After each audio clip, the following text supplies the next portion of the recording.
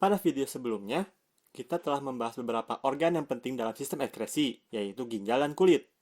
Selain ginjal dan kulit, ada dua organ penting dalam sistem ekskresi yang akan kita bahas, yaitu hati dan paru-paru.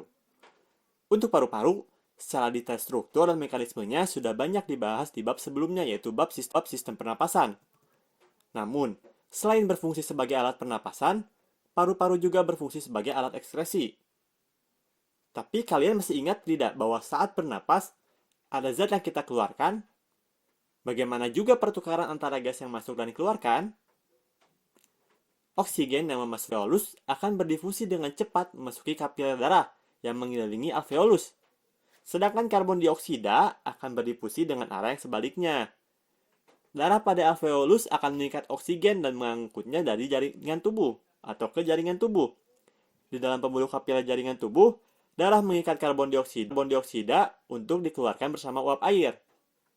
Jadi, hasil ekskresi yang dihasilkan paru-paru yaitu karbon dioksida dan uap air, karena adanya pertukaran dengan oksigen di dalam darah.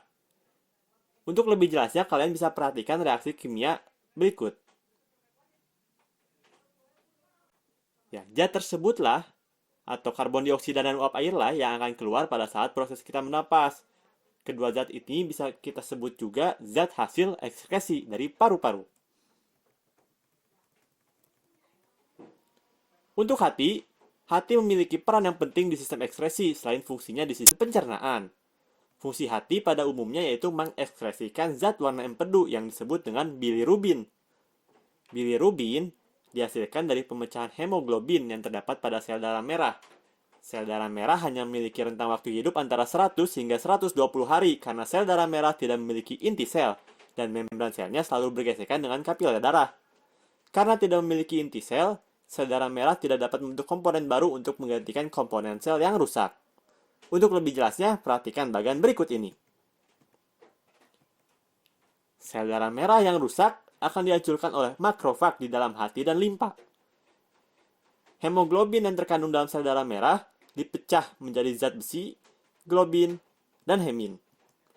Zat besi dibawa menuju sumsum merah tulang untuk digunakan membentuk hemoglobin baru.